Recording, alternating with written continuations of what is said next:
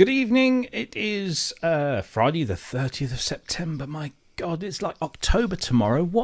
What's going on? It was like January, just like yesterday. It's Friday the 30th.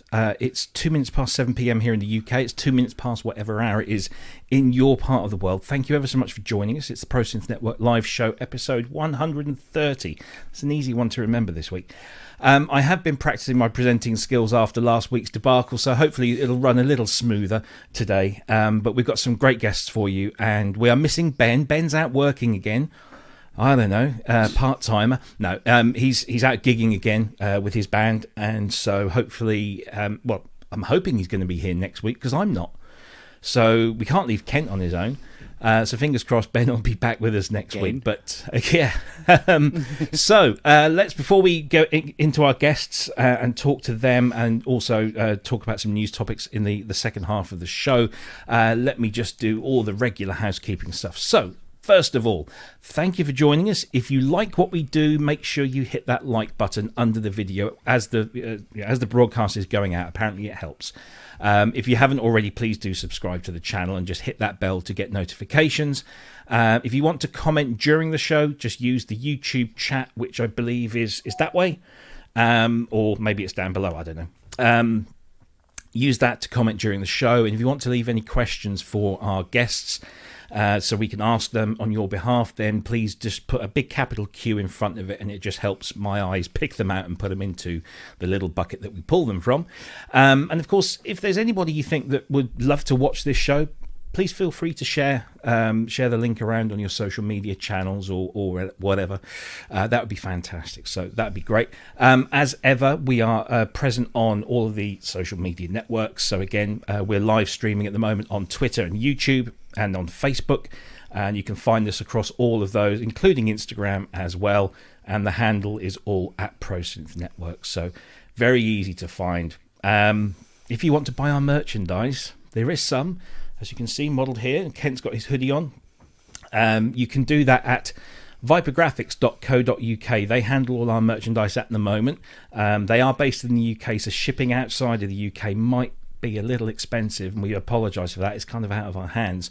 We are looking at maybe expanding that at the moment, especially with the financial situation that's going on here in the UK at the moment. The lights could go out any second. If you want to pick up some merchandise, go to that website. You just scroll down, you'll find the ProSynth Network stuff, and you can order t-shirts and hoodies and the like with this wonderful logo on. Hopefully I'll see lots of you wearing this at Synthfest next week in Sheffield, so that'd be great to see people wearing these around. And finally, if you want to donate to the show, because we rely on our viewers' donations to keep us going, we're all funded by you. We do this for you. You can do that in a number of ways. The first way is through the PayPal account, so you can just click on that link. It's there on the screen. It's also in the description below. Click on that, and you can then leave a donation for us. You can set up a regular donation if you just want to, throw us a £1 a week or something, whatever it is. Nothing's too big, nothing's too small. We appreciate it all. It keeps us on the air. The other way you can donate to us is if you look underneath the chat box on YouTube when you're watching us live. Super chats and super stickers, weird names, but it gives us a little bit of money, so you can use those. If you're watching on catch up, there's another button that sits underneath the video that's called thanks. Works in the same way. Just click that and you can leave us a few pence, and that would be fantastic.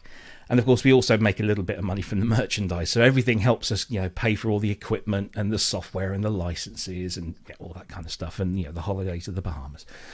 So please do, if you can donate, fantastic. If you can't, don't worry. This is completely free of charge. There is no obligation. Right.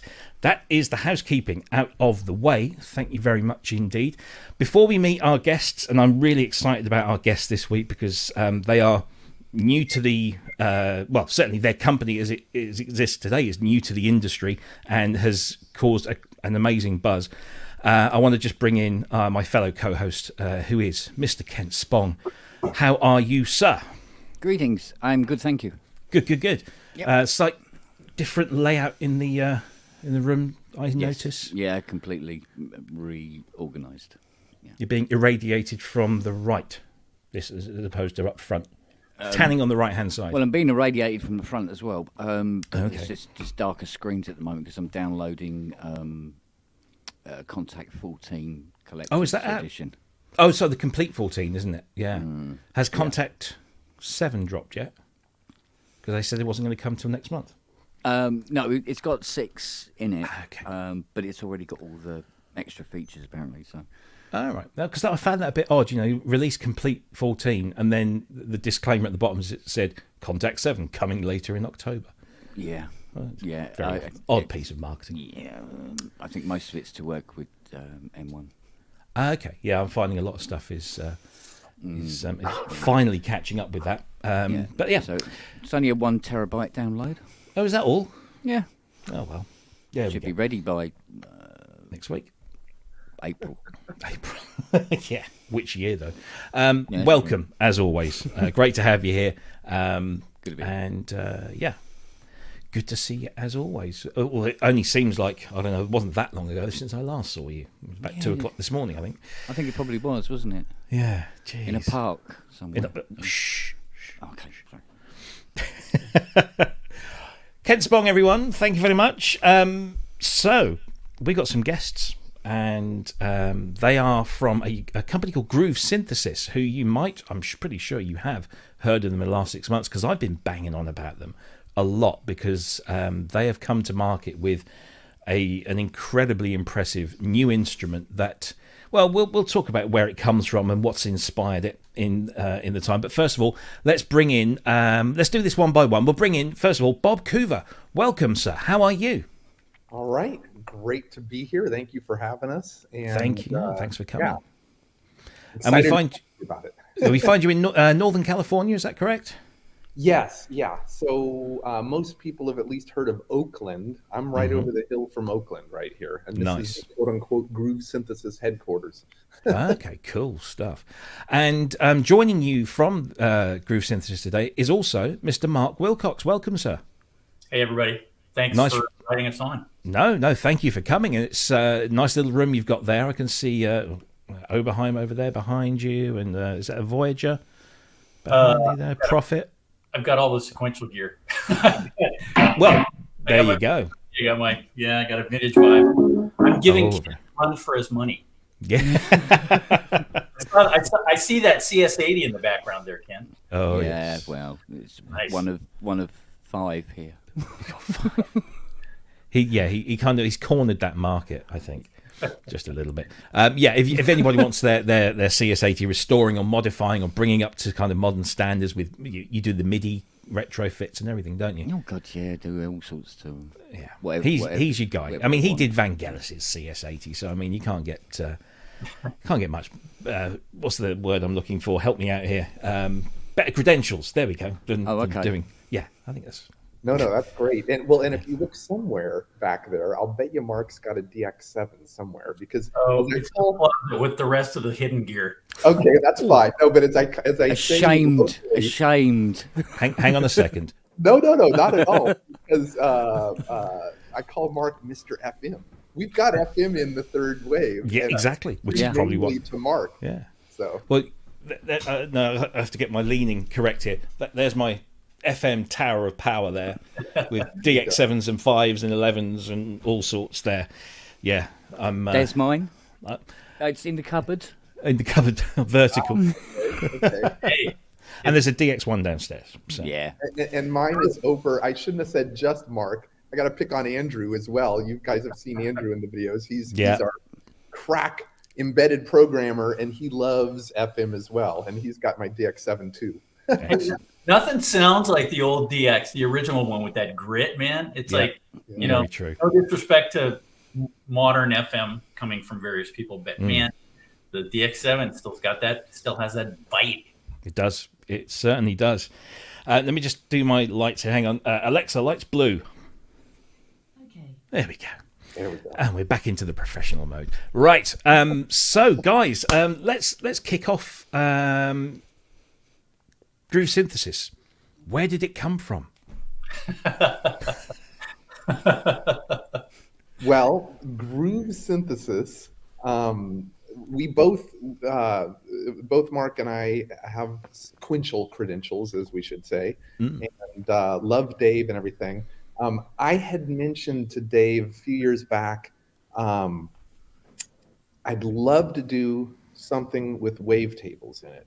And I would really love to do something that remakes, at least partially, the PPG Wave.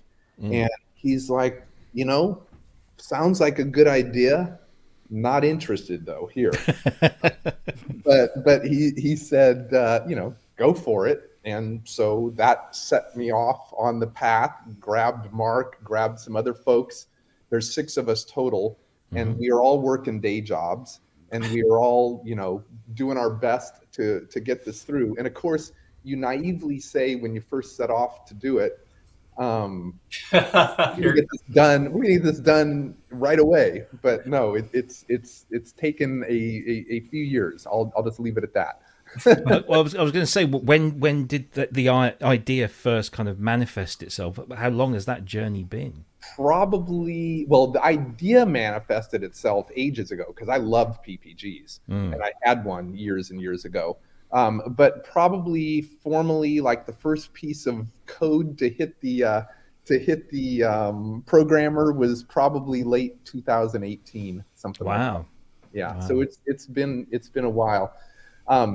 And you saw, we just mentioned the Pro 3. I had a long conversation with Dave about, hey, why don't we put a wavetable oscillator in the next manifestation of the Pro, whatever we're going to call it, because it was Pro 2 at that point.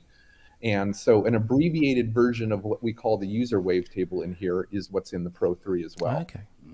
So you were working like as a freelance with Sequential, is that correct? Yes, and I still do. I did work there full time with Dave for about a year, but then went back to where I was at that point, Grace Note, doing audio fingerprinting. Oh yeah, okay, yeah, I'm familiar with Grace Note. And Mark, is that similar sort of background for yourself? Were you freelancing with Sequential, or still are, or no? Actually, Bob forgot to mention, we go all the way back to Digitone, also known as. I had almost 20 years there. And Bob, you were there for quite a while too, right? Right. I was there from 2002 to 2000 and the end of 2008, something like that. Yeah, pre-Pro Tools. But so I left Digi/Avid in 2014 because it had become too corporate, and Dave Smith was looking for a guy, sort of a one-stop shop for creative stuff, because they wanted to expand things. So I have a funny skill set. I'm a graphic designer, copywriter, tech writer, script guy. And so Dave wanted one guy to do it all. So that's where I hopped over to Sequential, and I'm still there now. I'm basically director of communications, which basically means I do all the words and pictures and all the stuff that goes out to the public. So we're small and super efficient. And then, we learned at the feet of the master as far as synths. Yeah. Yeah, because I guess we kind of do have to touch on the fact that Dave is no longer with us. But, what sort of, you guys work with him directly. What sort of impact has he had on your lives, your careers, and maybe to a point, where you are today? Definitely for me. So I came in with him, I don't know, about 2012 timeframe, right when he was thinking about doing the Prophet 12. So that was the first thing that I worked on. And I would say, besides missing him very much, the biggest impact he has had on me is the way he ran the business and the way he was extremely good at saying, this is what this synthesizer is going to do, and it's going to do no more, and that's what we're going to put out the door. And we'll let everything else roll off of us. That's what we're going to build. And that you can see with the third wave as we get into it, we've definitely got some feature sprawl that would not normally be in a Sequential product. Now, is it good for us because it's our first one out the door? Absolutely. But what Dave was brilliant at was creating, this is what we're going to make, and this is what we're going to stick to, and this is what we're going to get out the door at this time, and that's been great.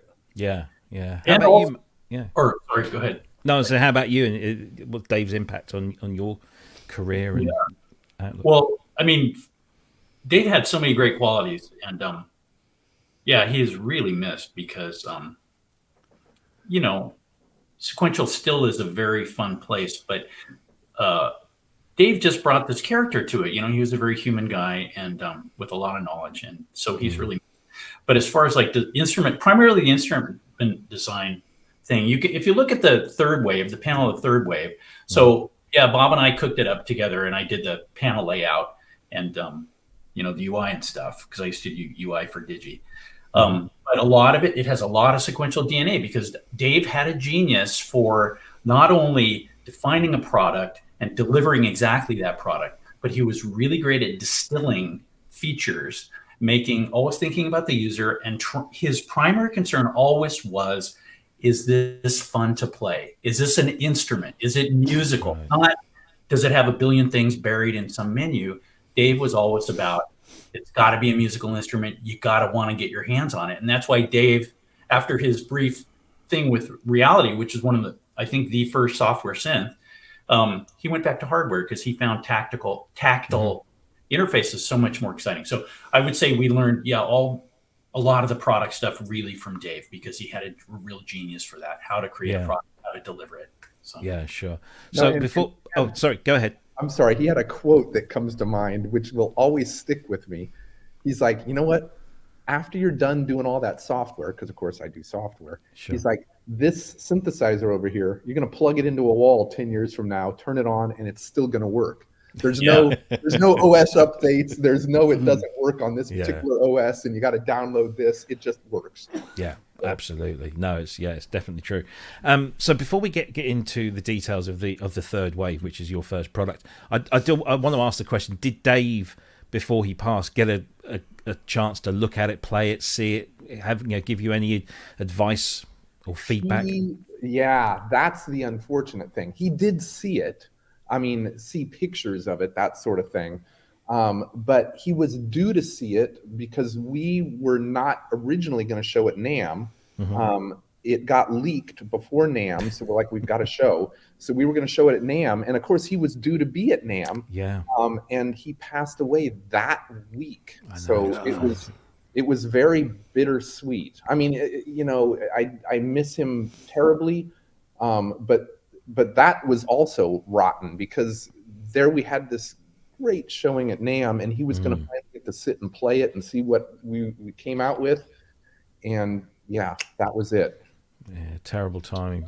It is such a massive loss, obviously to his family, his friends, but also to this industry that we sort of all circulate in. And he's left a very large hole that I don't think will ever be filled, certainly adequately. It's such a shame, because as we all know, Dave was always looking ahead. He was always thinking 3 products ahead, and so he was so excited about, you probably know the way that Sequential has sort of partnered with Oberheim. They're separate companies, but we share a lot of the same team, right? And Dave was so excited about everything. So it was a real shock. It was a loss and a shock. So let's move on to third wave, which is when I first heard the name of the synth, I thought, that's different. It's not bad. It's different, because normally it has, synthesizers have enigmatic names, like Prophet or Argon. I'm just looking around my studio here, prophecies and all sorts of things. Third wave conjures up so many different images, and it actually seems, well, obviously once you discover the instrument, you find that it's obviously very appropriate. Clearly inspired by the great PPG Wave of Wolfgang Palm from many years ago, which was a groundbreaking synth in its own right. So why come up with this synth as your first synth? Right. So at the time that I'm like, I gotta make one of these, right? At that time, there was nothing that had been put out by anybody that approximated it, and I still loved the way that thing sounded. Of course, there are other wavetable synthesizers out there, but one of the things that is in this, that was in the PPG, and the only other one that it was ever in was the Prophet VS, there is an artifact that makes it sound like it is, and it's not aliasing. It's something called imaging. And it's because the way that Wolfgang Palm managed to do this years ago, and pull it off at all, was in the early 80s, he took an Intel, an x86, and divided the clock. So it ran at a really high rate. As a result of it running at a really high rate, up in the 230 kilohertz range, it created images of the spectrum that you were hearing, and it gave it a really unique quality. Right. That's what we've got in this as well. There's nothing out there other than, to some degree, a Prophet VS that sounds like this. Now, Waldorf made the Microwave 1, and I've got one of those here. Waldorf made the Microwave 1, which was pretty close. But then after that, Stefan Stenzel and the gang that I know there, they went to the Microwave 2 and everything after, which did not create the sound in the same way. So one of the things I wanted to do was, there's got to be something out here that does both that original way of creating sound and, does all this new stuff that we're doing as well. So that was the first inspiration for it. And then remember we talked, because you rang me up. I can't remember who else was on board at that point. You rang me up and said, yeah, I want to do this. And then we started talking about, but how can we bring all the other things that we want to have in a synth? Because we're total synth geeks. I mean, yeah, we're synth geeks. So it's like, so then we started talking, let's add a state variable filter. Let's add a third oscillator. Let's add extra envelopes. Eventually, let's do the wave envelope. Let's do just all these things, So Bob's initial concept of bringing that sound and that basic, and then we developed that idea of, man, what would the PPG be today if they were still doing it? And that's basically what the result is in the third. And that's the third wave that's in the name, right? So if PPG, if Wolfgang would have stayed in business, we hope that this would be something like what would have come out. Yeah. So the third in the third wave is because his naming convention was the PPG 2.2 or the 2.3. Both of those had 2 oscillators. That was what the first 2 was. Right. So this having 3 oscillators, I didn't want to call it a 3.0. Third wave, right? It's the third wave. So and also remember, Bob, you brought all those. You refined, like you were saying, the work you had done on the Pro 3 and the Prophet X, those really great analog. Remember, we talked about, let's get the analog modeled waveforms in there. And you said, oh, I know a way to improve them. And then, we did the user waves at the very high resolution. So, yeah, it was just really a few synth geeks saying, man, what's our kitchen? Not what's our kitchen's sync synth, because we didn't throw everything in there. Because, again, we learned a lesson from Dave Smith about distill it. But yeah, really the motivating thing was, how can we make this the synth that we wish, that we really want to play, but also where might the PPG be if it were today? And so we basically, Bob being a DSP genius and Andrew, who's another genius, software engineer, made it happen, which has been no small task. So. And I appreciate that, Mark, but I'm the DSP idiot. No,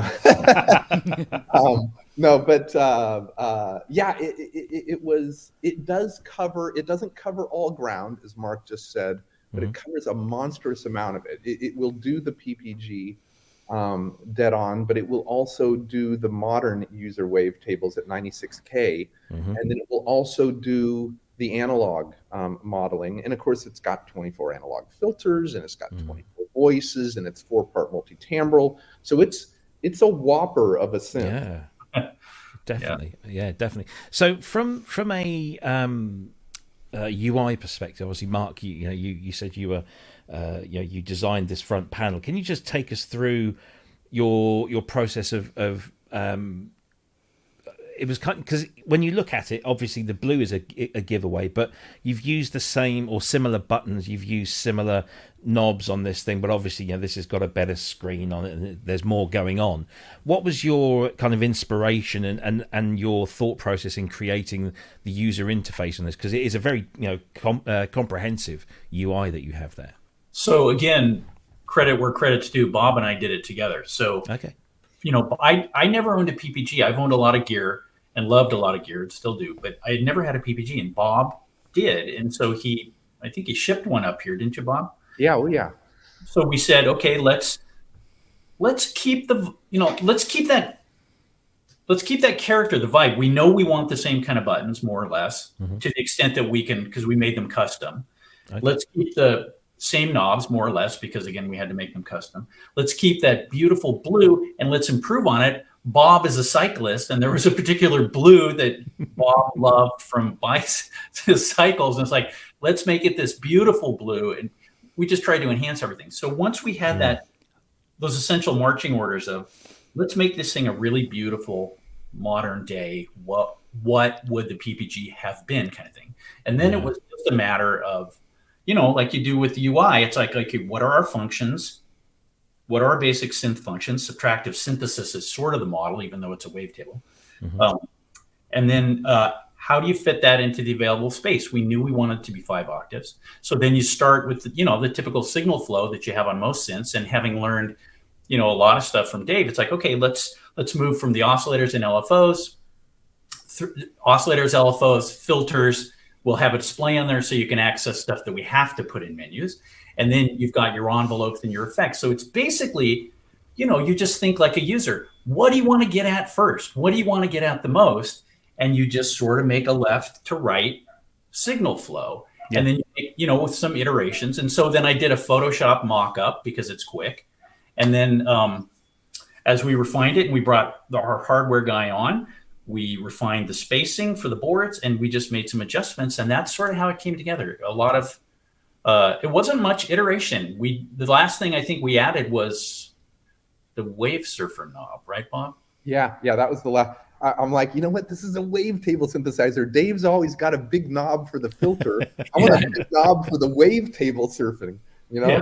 So we added that in, and Mark is so good at graphic designs. He's got that wave on the knob itself. Yeah. And credit where credit's due, Mark's brother, Ross, he is on with us. He's great at industrial design. He really helped make this thing look like it was in the PPG family, but obviously not a PPG, right? So that all came together. When we said custom buttons and everything, he did that. But the other thing I want you to, if you show the third wave again, you'll see that it is pretty much, and this comes right from the Dave book of tricks, pretty much knob per function. That's what we wanted. Other than the far right-hand section, which is the multi-timbral section where you're pushing a button for which patch you're on. Otherwise, this thing is knob per function. And can I interject something just real quick on that, Bob? So it's always, there are hard choices that you got to make when you design something like this, because the more knobs you put on it, the more expensive it is, right? There's the pots, there's the knobs, there's all kind of stuff. So, one of the reasons it costs what it does, which we think is very reasonable, because believe us, we're not getting rich on this thing. It's really a project of deep love for this stuff.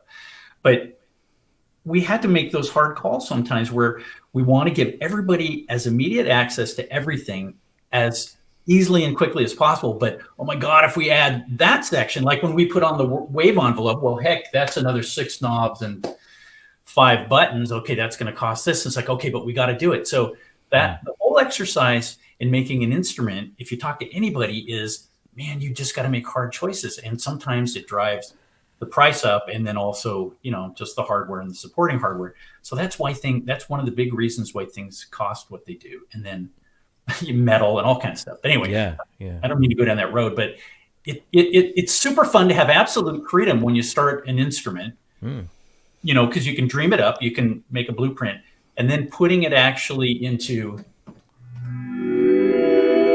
something that works and all the code and the firmware works and the metal fits, you can open and close the thing. Yeah, it's a big deal. Yeah, absolutely. So, I mean, the original PPG, I've only ever been lucky enough to sort of play on one a couple of times. One of which was it was the whole thing. It was a 2.2, I think, with a wave term, and it was one of those hybrid wave terms that was like an A and a B. It wasn't the full B, it wasn't the full A, it was somewhere in between. And then it had the PRK processing keyboard as well, and it was the stock Aitken and Waterman one from back in the 80s, and it was just an incredible machine. But the first thing that struck me, if you just ignore the wave term if you can, that dirty great lump that sits on top, the original PPG itself had a pretty minimalist front panel, and this little LCD screen that was just text, and this was a really complex machine. So you've been able to address that with, nowadays we can have color LCD screens that can display a ton of really accurate, useful information, but you've also retained, as you said, this kind of knob per function. Is there a lot of menu diving on here? Because digital synths often get lumbered with that tag of being complex and lots of button pushing, but there's not really. You've got, well, as you said, first of all, the PPG, it's the greatest, right? But it was a product of its time. It had a 2-line LCD, and it had a lot of abbreviations like SW or UW for upper wavetables and stuff. And you had to memorize these things. And they called the second oscillator the sub, and stuff like that. So it's an odd bird that sounds great. In this case, it's pretty much knob per function. Like I said, as you go from left to right, you've got the 3 oscillators. Those have an additional sub function if you want to do FM, to do oscillator sync, that what have you. But otherwise, you've got the normal, pitch, fine pitch, wavetable, wave offset / pulse width, level, all the stuff you would expect. And those are all knobs there. You've got them for all 3 of them. You've got the wave envelope above it, which has the position and the time for each spot in the envelope. And then as you go left to right, you will get into the LFO section right there with the 4 buttons. You've got your source modulation matrix. That is a menu, but it's a really good menu, I think. Because it's not a menu that you have to dive in. It's just a big list of this is your source, this is your destination, this is how much. So you can see everything that's in a patch really quickly. Now you're going over into the filter section. We've got the SSI 2140. That's that low pass filter there. Then we've got an SEM state variable filter below that. Those are right there. You then go into the center section, which is, of course, the display. So anytime you grab anything, like if you grab the wavetable on oscillator 1, it immediately shows up in the display. Right. So you not only get the knob per function, but you see what you're doing in the display as well. And that display is roughly the size of an iPhone, so it's a pretty good size. As you go further over, you've got your first of the envelopes. You've got your filter envelope and your amp envelope. Then to the right of that, you've got another 2 envelopes, ADSR envelopes that you can have. So you've got a wave envelope and you've got 4 ADSR envelopes in this thing available at any time. Right above the ADSR envelopes, of course, is the bank and the program. That's obvious. And then you've got the arpeggiator section right next to it.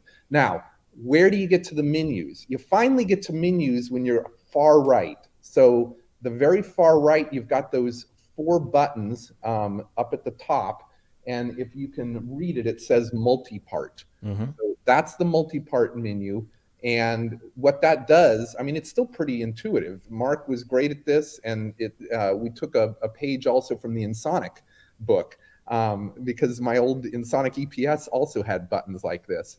So if you want to listen to, it's 4-part multi-timbral. If you want to listen to the patch that's on 1, you push 1. If you want to listen to the patch that's on 2, you push 2. If you want to both go at the same time, you push them both, they'll both light. If you want to edit them both at the same time, you hold them down until they blink at you. So, And there is some menu in there because you can detune those multi-parts from each other. You can pan them differently. You can set the volumes differently. So that's in a menu. But again, it shows up as soon as you grab it in the main menu. And we're talking one layer. We're not talking, you know, you go down 8 layers to figure out this one hidden parameter. So even where there are menus, Mark was really good at keeping it minimal. And then the section right below it is the effect section. You've got 2 effects. Most of the stuff you've heard online, actually, it doesn't even have effects on it, believe it or not. You remind me, I want to tell the Waldorf Wave story after you say that. Yeah. But those you can put 2 effects on for each of your parts. So you could, because you've got 24 voices, you can do a stack, like just a single, you know, stack of 4 different patches at the same time, and they can all have 2 effects if you really want 2 effects for each one of those parts. Wow. So you can, we tried to pack it in, as they would say. You've got everything that you want on it. And I do claim if you're using this on stage, you definitely don't need an external effects. Right, yeah. Can I tell you, can I report the anecdote about the Waldorf Wave and our experience with that and how it influenced? Go for it, yeah. Okay, so early on, when, you know, Bob said, oh yeah, I want to make a modern day, what would the PPG have been? Anyway, Bob and I flew down to a friend of ours down in LA, a guy named Drew Newman, great composer, sound designer. He did a bunch of our wavetables. Connected and has lots of gear. Anyway, he got, because we wanted to hear a Waldorf Wave, which I think probably many, many fewer people have ever heard. It's fragile, it's rare, etc. And I think Drew borrowed J.J. Abrams, wasn't it, Bob? Was it J.J.? Mm-hmm. Yeah. So we went down to Drew's, and it was there, and God, he fired this thing up. And I'm telling you, this thing really was the voice of God. It had such, I'm not joking, man. We went in there and, you know, we're poking around with sounds, and this thing had such depth, such presence, and such stereo presence. And so we're looking at this thing, it's like, hey man, there's no effects. How are they doing this? How are they doing this? And at the same time, we're thinking, whatever we do, we have got to get this sound. You know, PPG, you know, the original PPG, but more than that, we've got to get this big stereo field. Yeah. Beautiful cinematic feel of this thing. And so Bob, you know, being Bob, Mr. DSP genius, I'll say it again, analyzed that thing and figured out how it was like these asynchronous waveforms going, and you could tell all the technical details, but hearing that Waldorf Wave was eye-opening and mind-opening. And we really, and that's why Bob says on most of these patches, most of the factory patches, I think, you don't need effects because we've got the 3 oscillators, each running with a different wave envelope. So you got all this happening. And then we focused on really getting a great, you know, stereo spread. I mean, Bob, that was like a life-changing moment, right? Well, it was, because the Waldorf Wave, which you're showing here, that's only got 2 oscillators per, you know, but when we first heard it, as Mark said, it's like, are there effects on this? Drew, turn off the effects. Yeah. There were no effects on it. It was just the way, if you cut it in half, you know, I think he had a 16 voice unit down there. So if you ran it in 8 voice, you would pan your programs left and right, and they were very similar, and it would create, between the differences in just the parameters themselves, but also what it was doing as far as a stereo spread via delay and some other things that are going on under the hood, which I won't go into here. That is what gave it that big sound. And so with the third wave, you've got the original PPG mode if you want it. So if you're only running a single patch, we've got a pan position knob, right? And that will allow you to either be in mono or every other voice will pan. That's what the original PPG does, okay? But what the Waldorf Wave did, and what the Udo Super 6 also has a similar function, is you can split your programs and pan them. Now, with us, we've got it where you can pan it to any position you want, but if you want a hard pan left and right, if you hard pan left and right on a third wave patch and put the same patch in both places, it is, as Mark just said, it's going to sound enormous. It's really, and I do spatial audio in my day job. So this is the quote unquote binaural experience. You can place those, patches wherever you want in the stereo field, and via this additional gravy under the hood, make it sound large without ever putting a single effect on it. Yeah. Could we just convey, Bob? I mean, I don't know if this is the place for it in the broadcast, but we want to convey to you guys the incredible excitement. I mean, we've done a bunch of instruments for sequential and now Oberheim, but it's like, man, when you bring up a synth for the first time and it says its first words as if it's your child speaking its first words. Mm-hmm. There is nothing more satisfying than that. And then when the other elements, the really key elements, like we started getting the custom user waves made and stuff, and then the wave envelopes were running. When we actually heard what the thing sounded like when it was running at full capacity, full feature, full capacity, or whatever, just even early, it's like, okay, yeah, I think we got something good here. And it was really exciting. I mean, it's hard to convey. But yeah, I've going back to the Waldorf Wave, I've seen two, but neither of them were functioning. Yes. Surprise, surprise. One was in my friend Tony's room. He lives in Bath, and he'd got a Fairlight over there, and he got this massive Waldorf Wave that almost dwarfed the Fairlight. And I said, "Oh, can you turn that on?" He said, "I could, but it won't make a noise. It doesn't, it's broken." And that's that. The second one I saw was with that man over there, sat outside his garden shed, just literally rotting away because it was dead.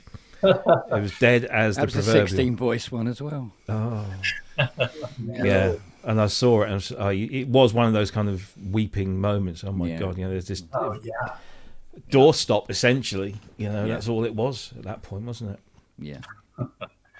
But yeah, it's amazing that you've taken inspiration from even later iterations of Waldorf products and built that in so that now us mere mortals can actually have something, and it's going to be a damn sight more reliable than those other right. things. I mean, that's the thing. If you can find I love the Waldorf Wave, right? But anecdotally, from the guys I know that work there, it almost put them out of business. Yeah. To make it. And as you said, it's very rare to find one that actually works. And if you do, they're upwards of $15,000 on the used market. So, as Mark said earlier, yes, we are selling this at the quote unquote introductory price of about $3,800, $3,900. And that's not cheap. I don't claim it's cheap, but it's really cheap compared to, what else you would get out in the world for that same amount. 24 voices doing all the stuff that this thing does, and does a lot more than a Waldorf Wave, right? Yeah. And to be fair, the price of components have gone up. Yeah. It took maybe 4 years to get this done, almost 4 years. And God, the price of components and metal and everything went up. So we started, much more hopeful ideas for pricing, and man, they just keep creeping up. And so it's considering what the thing costs to make and the price, we feel good that we're definitely we're trying to be good, because we're musicians too, I think I mean it's a thin line to tread where you go, well, is a synthesizer far too expensive? I mean, when Moog brought out the Moog 1, there was uproar at the cost of that thing. And then that was compounded by the fact that it had issues, day one. So, how could you justify that price? And then, but you then look at what Sequential did with the Rev 4 Prophet 5. Yeah. That wasn't cheap, but you absolutely knew what you were getting. You were getting the quality. You were getting that Prophet sound, that sequential design. Same with the OBX8 as well, which is, an incredible machine. And, I had a go on one a few months ago, and it oozes £5,000, which I think is what the price is over here at the moment.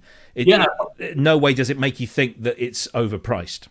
Oh man, if I could just take a moment to give credit to Sequential and Oberheim, Marcus Ryle, Tom Oberheim, Dave Smith, the whole team, Tony Karavitas. Man, those two instruments, you wouldn't believe the amount of research and sweat and love and tears that went into making those. I got the Prophet 5 right there. Making them sound authentic. I mean, God, buying a bunch of examples of those instruments, analyzing, okay, if they all sound different, which is the one that we're going to do? Dave brought up that many times. It's like, which is the model that we're going to do? And holy God, and really, those instruments, promotion for Sequential and Oberheim, they sound fucking great. I mean, they really are vintage and they're just phenomenal. I mean, if you remember what that stuff was like, then and I can back Mark up because I spent many late nights also with Marcus Ryle, recently, certainly with the Prophet 5, but more recently with the OBX8, and sweated the details and of course talked to Tom and the whole 9 yards. But those, right down to the envelopes, everything is what it was. And we've got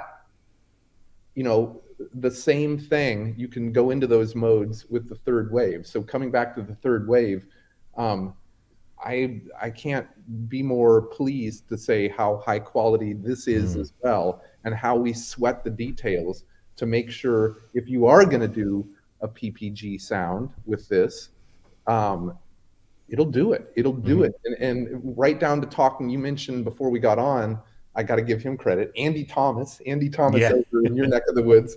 He's the PPG guru. And he reminded me as we were going through, hey, make sure you do the upper wavetables. Make sure you do this. Make sure you do that. So that's all in this one as well. And as Mark said, this one, unlike the OBX8 or the Prophet 5, it's not strictly a PPG, of course. And I got to make sure you're saying that. It does a whole lot more. It does a whole lot more than that. But it does that part right as well. So there you go.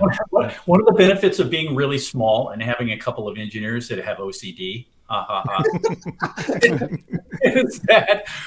is that when someone, we've had delays in getting this thing out. We initially thought we could get it out by August 15th, but things come in like the request for the upper wavetable. So then Bob and Andrew have to figure out how to get that in. And there have been a few things like that, the Wave Maker tool, because this thing, you can make your own wavetables very, very easily, which is a huge thing.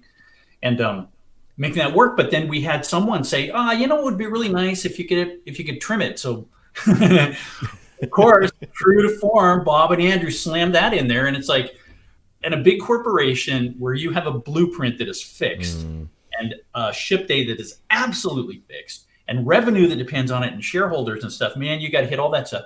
But again, we're a tiny group of 6 guys who love synth and love what we do. And Bob and Andrew are kind of nuts, and they will make things happen and make it right. So it's like, that's the blessing of a small company. Small is good. Absolutely. I think based on the market the way it is, the third wave isn't exactly what you would call expensive. No. Really? Oh, no, I don't think so either. What is out there. Yeah, exactly. When I released the touch digital controller and then we announced the price of it, people lost their minds.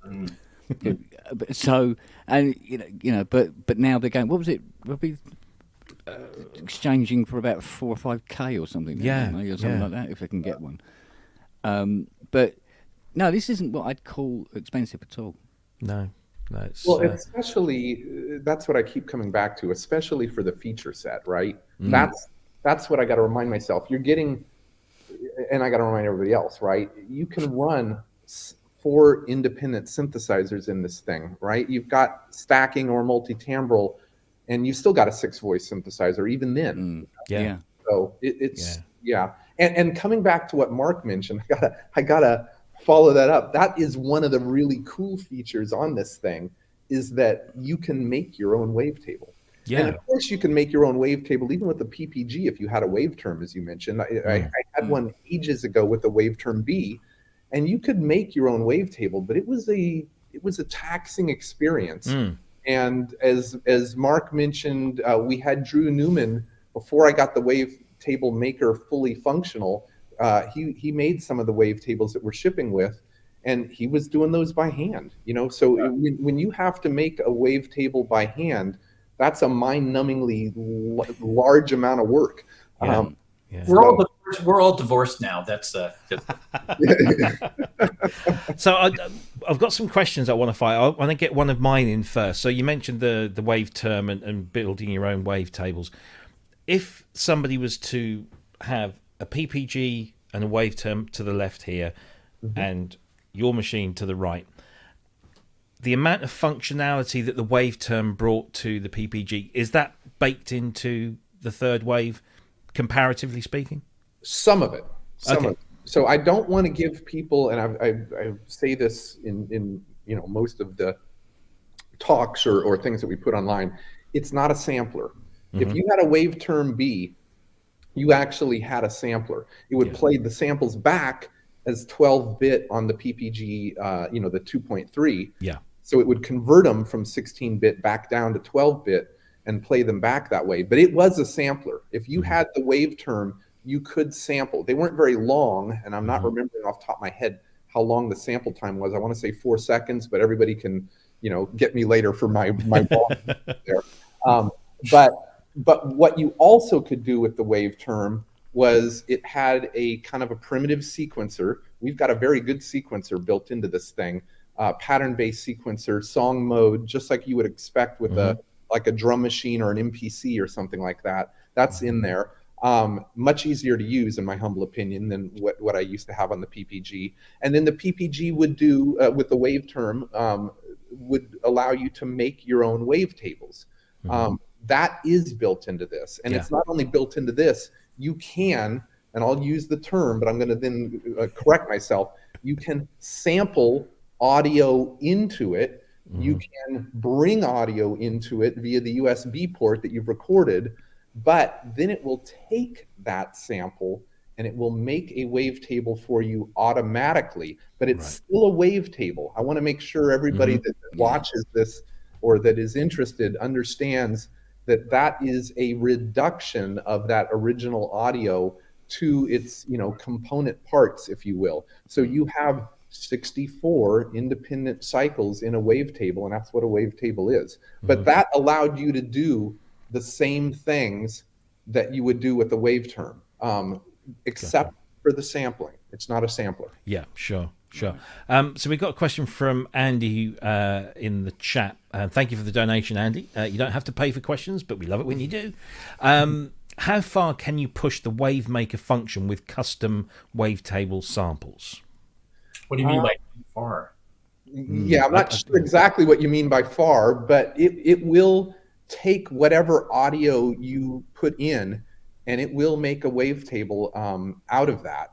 20-second sample length. So the way it works is if you plug into the back and record something into this, or if you bring in a wave file, it's recording it at 96K.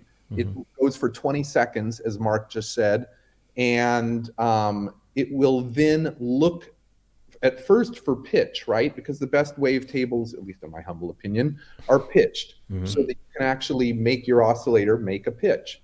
And it uses a machine learning loss function in there to figure out where are the salient points in this recording, to split it up, and then it will make those for you. But if you're talking about how far can you go, maybe you mean also like, will it take in drums, or will it take in noise or whatever and still try to make a wavetable out of it? Yes, it will. Okay. You just have to realize that, as they say, your mileage may vary. How good that wavetable is going to sound if it's just noise or a drum, because it is still ultimately making it into single cycles that the oscillators are going to play back. Yeah. And then also, that's just the start point, because that's just the raw wavetable, right? So, and you can select out static waves from within that 64 position wavetable. But the really fun thing is, run, activate the wave envelope, which will sweep through it, and you can set the time and what point in the wave it's hitting, or up or down. So once you get that stuff in, and it can be very fun, and it can be unpredictable if you throw it things that it's not, expecting. Like if you've got a mixed pitch thing and a noise thing, you can get some really crazy stuff out of there. But then that's just the starting point. Run it through the Wave envelope, and then do 3 different of your own custom ones because we've got 3 oscillators, 3 envelopes. You can make it sound insane. I mean, it's not even putting effects on it or modulation or whatever. You can get pretty far. I mean, but Bob said it's not a sampler, but it will do very interesting things by analyzing audio content. Cool stuff. Well, hopefully that's that's answered Andy's question. I'm sure he'll let us know if it doesn't. There was another question from, I think it's this one, from Wilderness Music. Last time I saw Bob interviewed, he was working on finishing the import automation of wavetable preparing. Are you finished?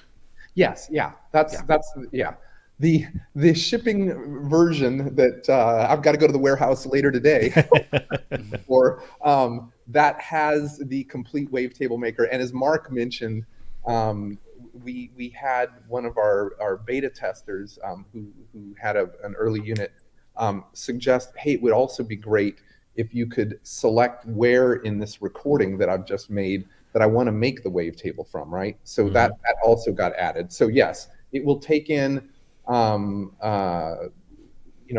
can bring in audio that are any of the wave formats, 16-bit, 24-bit, and it's 96K mono. That way, mono. Yep, it'll make that wavetable for you. Remember, this thing is extremely stereo, as we said. But you want to start your fundamental building block, right? Is you're making a wavetable that is mono, and it goes into the to the wavetable that way. But coming back to that question, yes, the full functionality for the wavetable maker is in there and is in the shipping version. Nice. There's a question from Matt. I know the answer to this because I've seen the schedule. But Matt was asking whether you're going to be coming to Synthfest UK, which is next weekend. And I don't believe you are. Correct me if I'm wrong. No. We would love to be in England, but we've all got the normal day jobs and what have you. Exactly. We will be at Synthplex. Okay, because that's happening later on, isn't it? Yeah. Which is in the LA area. It kind of ties in with the question I was going to ask you, because you put out on the website a few weeks ago that you were going through CE certification for Europe and that.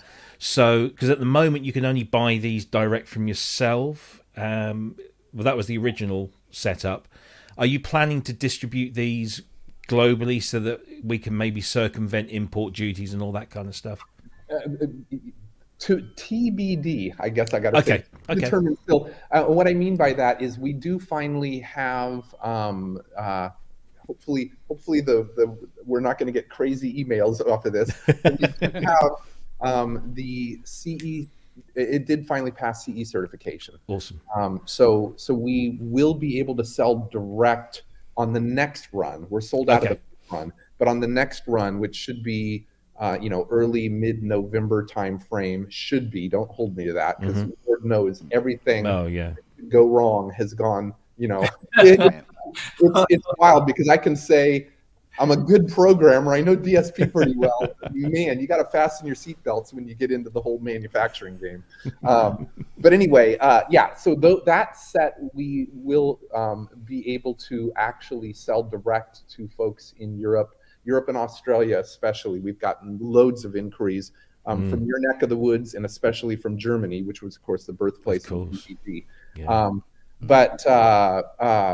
And we've got a lot of interest from dealers, big and small, in both states and Europe. But honestly, and I hope I'm not revealing any secrets, with these first instruments, we're basically just kind of recouping our investments of hundreds of thousands of dollars to make it happen. So that's why we're selling direct in the beginning, because it's easier to control things. And then and it's of course keeping the price down. But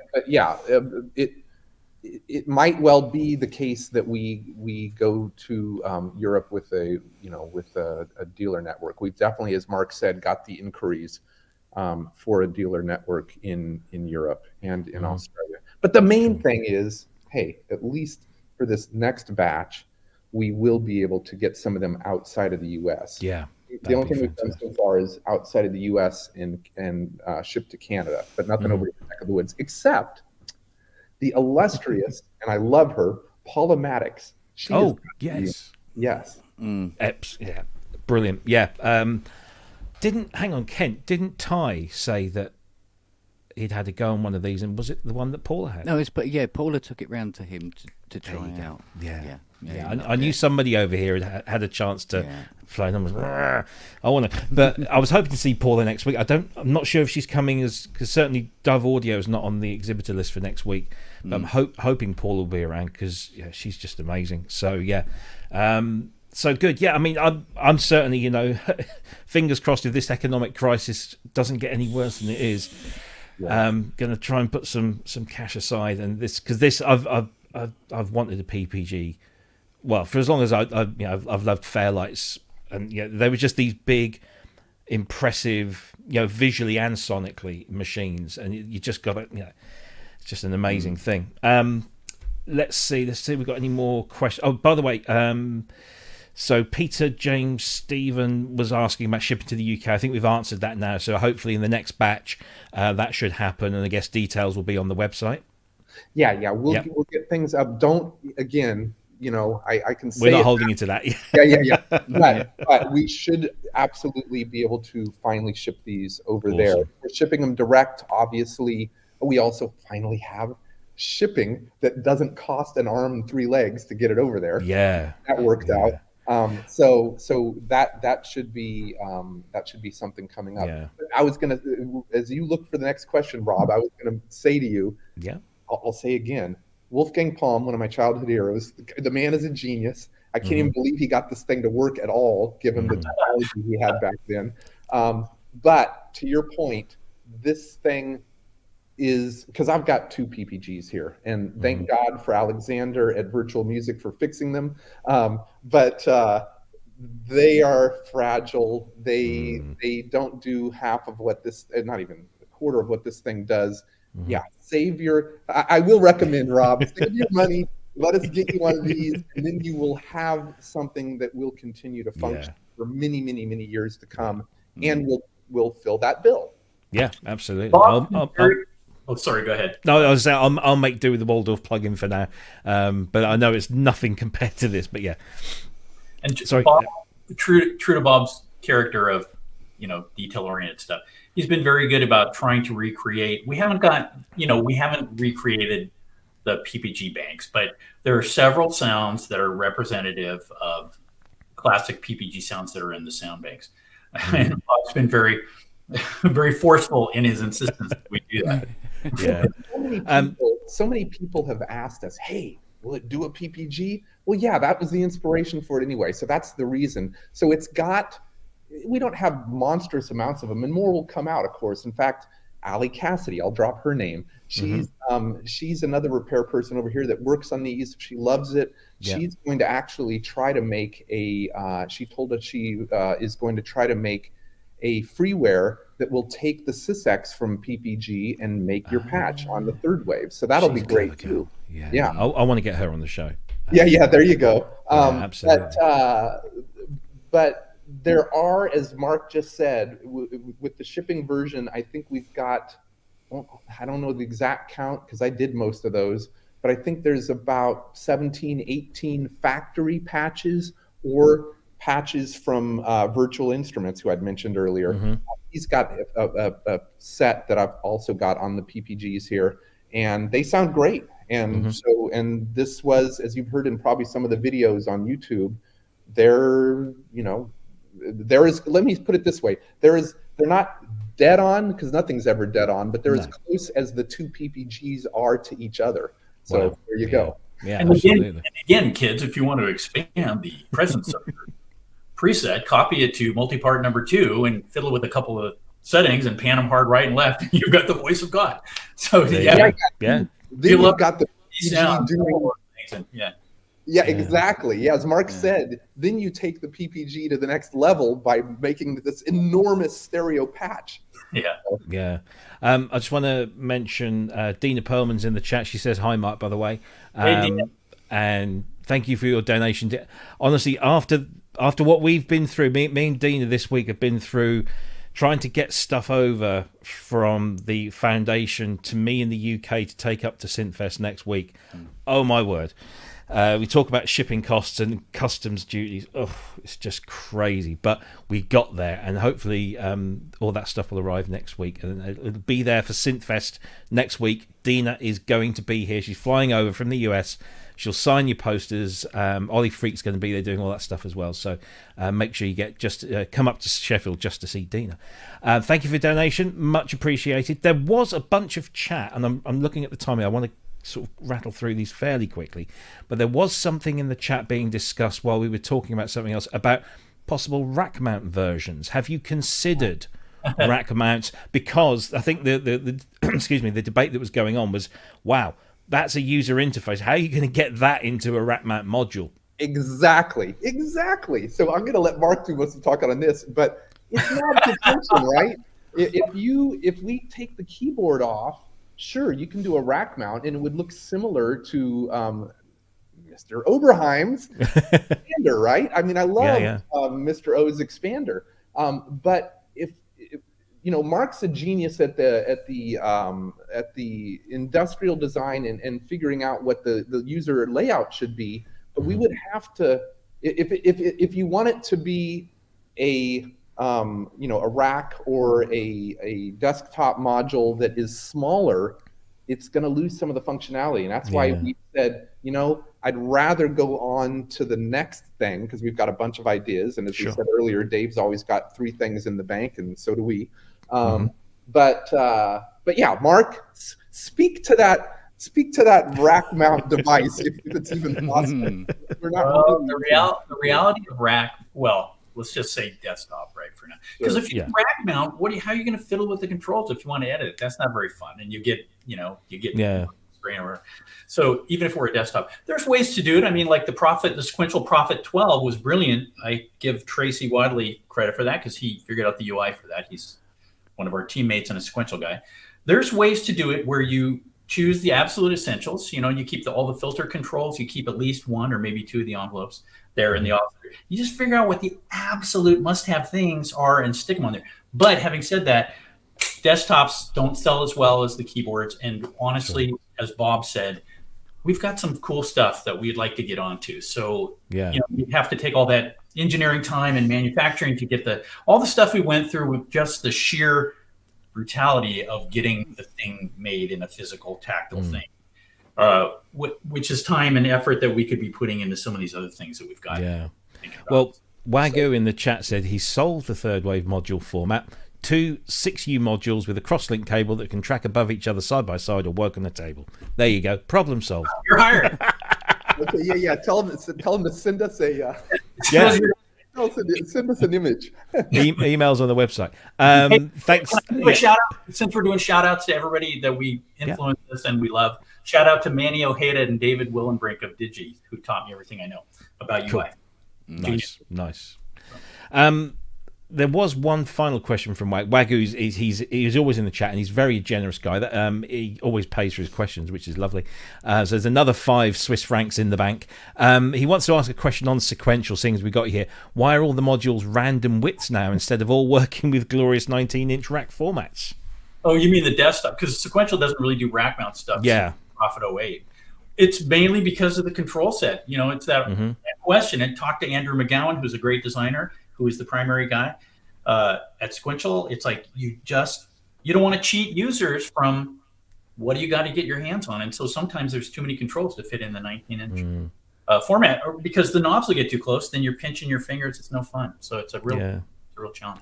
Yeah, it's always a real process with Andrew, as Mark was just saying, to figure out at Sequential what can we get in there and make it still a viable instrument. So that's one last question from Dieter in the chat. He was asking about how much of the total cost of the third wave is related to the mechanics, the front panel, the pots, the switching, the casing.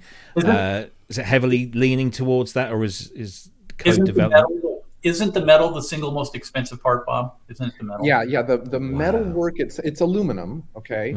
And it's built, as my dad said, like a battleship. So it's I work out with it. I do weightlifting with it. Yeah. No, it's so that's the single most expensive part. But then you're right. The panel is extensive, and all of that adds up. No single pot cost much, but we've got 40. I'm going to miss my quote here. I think it's 40 pots and 37 encoders, and somewhere upwards of 40 buttons, and you've got a color display in there. Then you've got the other thing that's expensive, which they don't realize, is you've got 24 analog filters in there. Of course, those aren't cheap.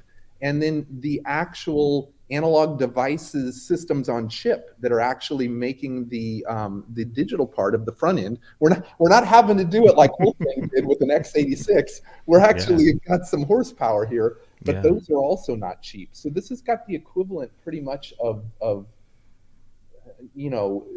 definitely a full computer like I'm talking to you on inside of it.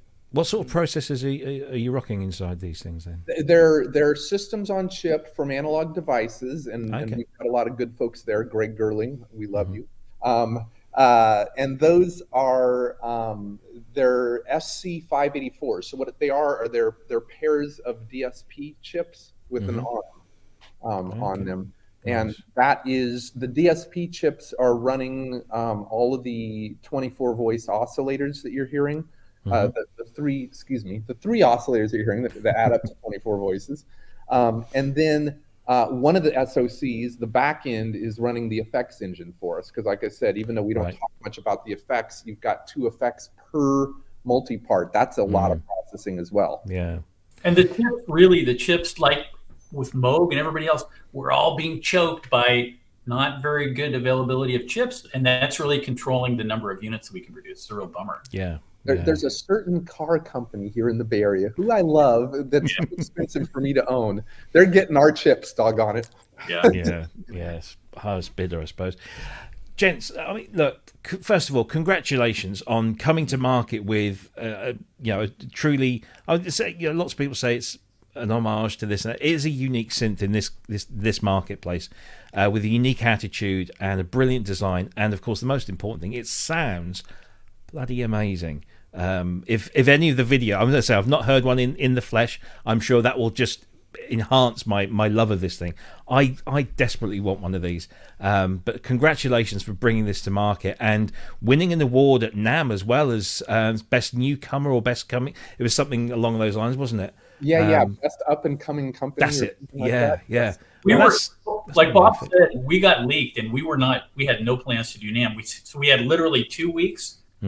It was insane, and we're gratified for everybody. We were talking at the time, and Bob just he would respond very quickly, said, "Look, we're really busy," and then you would just go so quiet because you were trying to get all of that done, and you did an amazing job. And of course, now the world is fully aware, and the very best of luck to you as a business, as individuals. Thank you for this machine. Thank you for bringing it into our world, and one of our favorite guests and chatties, Dr. Synth, who's Manny Fernandez, who's not too far away from you guys. I think he's a bit further south. He got very excited the other day because he got his shipping notice, and he's now winging his way to him. Manny's the king of digital and FM particularly, so he's really going to go into that, and hopefully we can persuade him, get some time off work, and come and join us and do another one of his synth specials. Because he's done the Yamaha VP1 for us, and we did a Kodamo Essence FM special with him. So maybe we can get him on and do a whole kind of feature on what he's found about the third wave and what he can do with it, because that would be pretty amazing. Well, thanks so much for having us on and giving us the exposure. We can't really express in words, emphatically enough. We're a tiny company. We're synth. It's like having the opportunity to do this and sticking it out for the time it's taken it, but to get the response like at NAMM and from you folks, I mean, big outfits like you folks, it means the world to us because we did this because we love synths. Yeah, and we love people that love synths. So yeah, it's and as Mark will tell you, because he's Mark. You've always said, man, I start playing this and I get lost for hours. I'm always making patches. It's I will say, all else aside, we can stand behind this thing. It sounds sounds great. I mean, I love what we've actually got going out the door here. So, yeah. Yeah. Well, thanks so much for thank you, and thanks for coming on. It's it's a great pleasure to have people as enthusiastic and as talented as you guys on, and that's what we're all about. And please do come back at some time if you ever want to talk about anything. Just let us know, and we'll gladly have you back on. I know you guys have got to rush off, or at some point we've got some news topics. So you want to hang around and chip into those? It's entirely up to you. Well, I saw a couple of them, so I'll stick around real quick for the first two. Cool.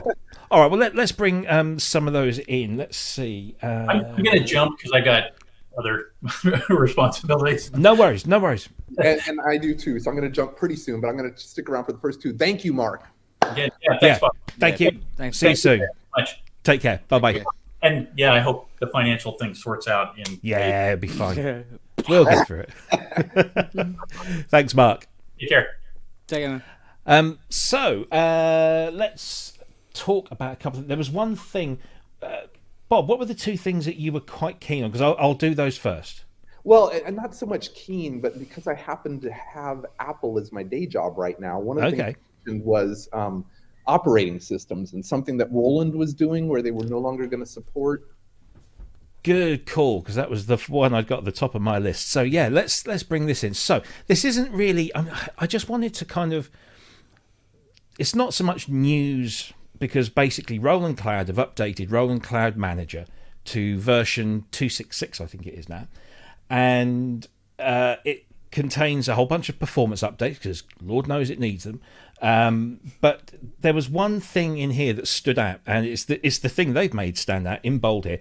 In alignment with Apple and Microsoft support timelines, RCM 266 no longer supports some legacy operating systems, including Windows 7, Windows 7 SP1, Windows 8, and then macOS 10.9 and 10.10. Now, that's interesting because I know a lot of musicians, so certainly computer-based musicians, like to keep older versions of the operating system because they know it works, and maybe also they've got plugins that will only work up until certain versions aren't supported in more recent ones. So for Roland to drop support is, it's treading on thin ice, I guess, with a lot of people. However, on the other side of that argument, Windows 7 launched in 2008. So it's an old operating system by anybody's standards. macOS 10.9, I think, was about 2012. So it's at least 10 years old. So these are really old operating systems. And if Roland Cloud decided to maintain support for these things, they wouldn't be able to do some of the cool stuff that you can do with the more up-to-date modern operating system. So there's been a lot of kind of positive and very negative response to this. And my question was, how long should a developer continue support for operating systems? Should they continue until the operating system developer says we're no longer going to support it? So maybe that's a good cutoff point. Or should they try and keep as much support? I don't know. I mean, personally, I run two different computers. One's a 2013 iMac, one's a 2020. So I've got both worlds, and I've got old laptops sitting in drawers that will run Windows XP, or I'll have a virtual machine that I can use where it's compatible. There are ways around it, but shouldn't some musicians just say, you know what, that plugin's no longer compatible with this version of the operating system. It's a much better version of the operating system. I just need to say bye-bye to that and come up with a workaround, or fit something else in, or just print it to audio and then be done with it. I don't know. I'm just throwing some things out there, and I'm sure there's going to be people in chat. But Bob, what did you think about this? Well, it's what I'd said earlier, kind of. With the hardware synth, you don't have to worry about that, right? That's one of the reasons we did this. But it's always a problem with software. When do you cut, legacy support, as they say, for the OS? And the legacy support usually goes back further with Microsoft. They've always been really good at that. Apple, who I obviously love, They will switch on a dime quicker, but they still support things all the way back. My father's got one of those 10 operating systems on his machine still, and it still works. But you know, it's a call for what your user base is and how many machines you have out there, and you know when do you say enough is enough? We can't do the compatibility backwards anymore. So yeah. I don't know the answer to it, I guess, is what I'm saying. But I would say that Roland is okay in doing that. Yeah. You know, it's a problem, you know? Yeah. I mean, if they didn't do this, they would get lambasted by a whole bunch of other people saying, well, you're not keeping up with the times. You're not taking advantage of the latest plugin format, or and they'll say, well, we can't because we want to maintain support for the older, you know. So that there is a balancing act there. The one thing, this was a stat that I found online. Now, I don't know whether you can speak to this particular issue that when it comes to reporting the installed user base of macOS beyond Catalina, because apparently the way that Apple report it in the OS now, or they don't, basically, for Big Sur and Monterey, they don't report it as an individual stat. But I was wondering, you know, how many people still use really old versions of operating systems? And I know you can use statistics to prove and disprove things. But I don't know if you can see this here, how clear it is on the screen. But this is a graph of installed macOS versions between August 21 and August 22. That top line there is basically the reported Catalina installation, which sits at around 86%. Now, that also, I believe, includes Big Sur and Monterey as well. So basically the last three versions of macOS are the most installed versions. Right down the bottom here, High Sierra 4.29, 1010, I forget what that was called now, but that's 1.19%, and everything else is like below that. I think there was one more, El Capitan 1.35%. So if we take 1010, because that was one of the ones that Roland have dropped, only 1.19% of Mac users worldwide, so some of them are musicians, obviously a lot of them aren't, but only 1.19% have that installed, running it, compared to like 85% of the last two or three versions. So clearly there's a case for dropping support based on installed user base. Right, and this is not something I see at Apple. So this is great that you were able to pull this up. But yeah, that speaks to it. And I think that the people historically that hold on to the old OSs, whether it's Mac, whether it's Windows, whether it's Atari or something. I've got an old Atari upstairs that I still use for Notator and Creator for sequencing.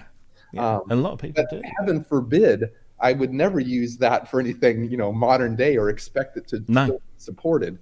So I think it's usually musicians or somebody that wants to draw a line in the sand, and I want this to work, and I want this to work forever, and they bite the bullet and do that. But you have to, you have to then have a separate system, I guess, which is logical. I'm sitting here talking to you right now on Monterey. Plug for Apple. Get Monterey. It's great. It is. No, it is. I recently got a MacBook Pro with the M1 and Monterey, and I'm just blown away. I mean, I've always been impressed with them, but it's unbelievable. This is the Windows stats for the similar period here, and so Windows 10 is nearly 72% of the installed user base. Windows 11, surprisingly, or maybe not surprisingly, given the rough ride that's had in its initial period, 13%. And then just below that is Windows 7 with 11%. I know a lot of enterprise still maintains. I mean, my company only went to Windows 10 about 12, 18 months ago from Windows 7. And then Windows 8 is 2.79. There's even like XP's 0.38%, but there's still some people hanging on for dear life. But it's the same sort of thing, the latest versions are the biggest ones, and those legacy ones that have been dropped, 7 and 8 account for what's that? Windows 8 279, and that's it's about it's about 14-15%. So do you cater for all of those? Yes.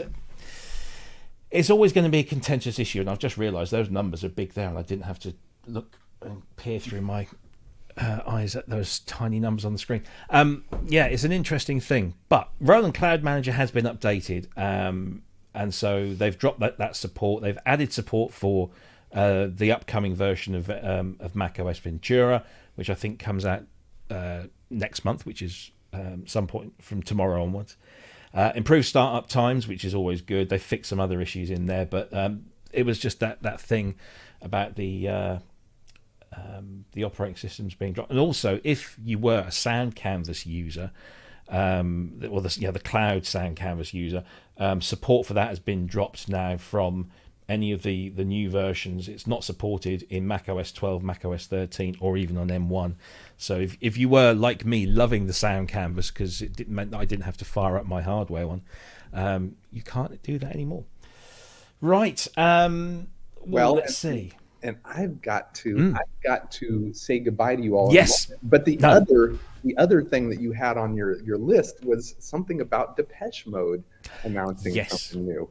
Absolutely. So I haven't got the graphic, but if anyone that's been following social media will notice that Depeche Mode the other day announced that on the 4th of October, which is Tuesday next week, there is going to be an announcement in Berlin. And if that's anything to go by, it's usually a new album and a tour. And that would be great. I got to say before I go, Martin Gore, you're a great writer. I love you. I have since you were a kid. Yeah, since I was a kid. I think we can all say yes to that one. Yeah, so great. Yeah, Depeche Mode. Well, hopefully we'll see some new stuff for them and get to see them on stage again soon. Bob, it's been an absolute joy. Thank you ever so much. The best of luck. Get those units out there because I know there are lots of eager people waiting for those to arrive on their doorstep. So. And hopefully we'll see some examples over here soon, and we can get our hands on and really appreciate it. But thank you ever so much for coming. Yes, and thank you guys. Rob, great. Kent, great. And I will talk to you all soon on the other side. Thank you. Cheers, Bob. Take care. Bob, have a great day. Bye-bye. Bob Coover, everyone. Yay. And Mark as well, of course. We mustn't forget. There we go. Big cheer. Fantastic guys. With a fantastic product, and what more can I say? Go to their website, go to their YouTube channel, and just sit down. And there's some great people like Peth. There's a guy called Peth who I've known from back in the Propellerhead Reason days, many years ago. He's been helping them out with wavetables. Go and follow his social media because he's been doing some crazy stuff with it. But yeah, some really good stuff there. Right, let's come back to Depeche Mode. Are you excited about a new Depeche Mode album or tour or whatever it might be that they're announcing? Well, yeah, I'm a huge fan. It's just that when people say, "Oh, we've got a big announcement," the pessimist in me goes, "They're breaking up." Well, I mean, I think we're inclined to believe that, or think that, should I say, more after what's happened, in the last few months with Andy passing. Yeah. It's just that the two little kind of silent clips that they've posted are of mixing desks and people twiddling knobs and things. Mm. And I think if they were going to announce the end of Depeche Mode, I think it would I don't think they'd build up to it. That would be quite cruel, I think. Yeah, let's build them up and then say, right, so that's it, game over. Yeah, I know. But it's something in the hindbrain just keeps going. I mean, it's difficult to say with a band like Depeche Mode. They're one of the biggest bands ever. I mean, forget genre. They are one of the biggest bands in the world, bar none. I mean, they're up there with the ultimate greats. Sadly, completely underappreciated in their home country. I just don't get it. I really don't. But all around the world, especially in America and Germany and the rest of Europe, they are just immense. And they do this thing, don't they? It's album tour, and in between album tour is 3 years off to do what they want to do, put their feet up. do a solo project like Martin's done, or is it Soul Savers, I think, that Dave did recently. So I'm hoping that this is kind of, because if you think back, the last album was Spirit, and then they had the Global Spirit tour, and that was a few years ago now. So it is kind of, on their clock, it's kind of the time, and it makes you wonder, whether they were working on stuff before Andy left. Because I don't think I'm pretty sure they don't announce anything before there's something to announce, if you know what I mean. They've usually got something in the bank. Yeah. Yeah. I don't know. Yeah, We need to get Mr. Miller on, don't we? Yes. See if we can squeeze some information out of him. Yeah. But yeah, exciting news. I mean, certainly, I don't know how many people that watch our show are Depeche Mode fans, but I'd wager a rather large proportion are either fans or certainly admirers thereof. Even if it's just one track. Yeah, there's got to be that they really thoroughly enjoyed, or one album that really, Yeah. Because I remember when I heard, for me it was, I mean, I obviously Speak and Spell and the second there was Broken Frame. I was going to say Broken Silence. No. Broken Wind. No. Broken Frame. So those first, I mean, Speak and Spell was very kind of upbeat. It was Vince Clarke. It was very upbeat and poppy. There was, there was all that kind of stuff. And then Broken Frame, obviously Martin takes over the songwriting. Things start to get a little darker in places. But it was Construction Time again when I'm hearing songs made with, hammers bashing pieces of metal and pebbles running down drain pipes, and it was just like, wow, that was it. And that from then on, then I think it kind of, for me, it not peaked, but Black Celebration was just the biggest thing for me. It was one of the biggest inspirations in my. What's your favourite Depeche Mode album or song? Do you know what? It's still Photographic. Yeah. Sorry. Good song. Yeah. It's where I came in. It was like, that's enough for me. Even the demo version of it, Yeah. And, I kind of. There's loads I like, but I just always remember hearing Photographic for the first time. Yeah. I think Pipeline, which I think was that on Construction Time again or Some Great Reward? I can't remember. I can't remember. It was this, there's this kind of droning vocal, and then it was just and it was just like pipes being hit, and I'm thinking they're making sounds out of fucking scaffolding. It's just love it, absolutely love it. We'll see on Tuesday, and then we won't be able to. Well, I won't be able to talk about it Friday, but you will. So that's if Ben's not out gigging again. We'll know more on Tuesday. Well, yeah, quite. Don't we all? Right, so let's talk about what else we got here. Yes, so this one actually, this is again the last minute thing. It happened today, and it is the fact that MODAL Electronics have done what they did to the Argon just recently and updated the firmware on the Cobalt 8 to version 2, and it's just like the Argon 8 one. It's just like so much has been added. I've been playing with this for a little while. Haven't been able to speak about it, but here it is now. It's got 27 new filter types. There's like a half dozen ladder filters of varying different dBs. 2-pole state variable filters, various low pass, band pass, and high pass with drive. It's just a huge ton of effects. The new reverb that everyone was raving about on the Argon 8, that's in here now as well. New phasers, compressors, 3 bands EQ, the unisonizers, which is a kind of unison effect. Programmable arpeggiator receives new ARP directions as well. Of course, all of this can be done through the free MODAL app that you can download from your computer's store, the App Store, or even you use it on the iPad or the iPhone as well. Oh, is it on the iPhone? I can't remember. But it's definitely on the iPad. And of course, it works on all 3 of the Cobalt 8, not the Cobalt 5S. That's a slightly different version. It doesn't work on that. but it works on the entire Cobalt 8 range, and it sounds amazing. It's just really so. Yeah, here's 14 new effects, 27 new filter types, and of course it's got the vintage parameter that they introduced. So, did you get to update your Argon 8 at all, or is it just still sitting there? Oh, you did. Yeah, no, she's on version 2. Yeah. Oh, version because they're on version 3 now. Was it? It was one of them, wasn't it? It was an update, and I put it on. Because it was still sitting on version 1 till about last week, wasn't it? Oh God, I don't, mate. I keep. You know what? If it wasn't for the software every now and again going, "There's an update available," I wouldn't know. Oh, okay. Yeah. So yeah, no. Was it version 3? Wasn't it? Yeah. Version 3 for the 8 and version 2 for the Cobalt. Yeah. Yeah, when it came out, and I think you'd been talking about it on here anyway. And I went, oh, better go and get that. Yeah. And whack it on. It went on nice and cleanly too. Yeah. I'm like, doing software updates like that. It's a very simple They do make the process very simple. I love the Modal app. I think it's a great addition, and it doesn't cost anything extra. And I can now put the Cobalt is on the rack behind me, and I don't need.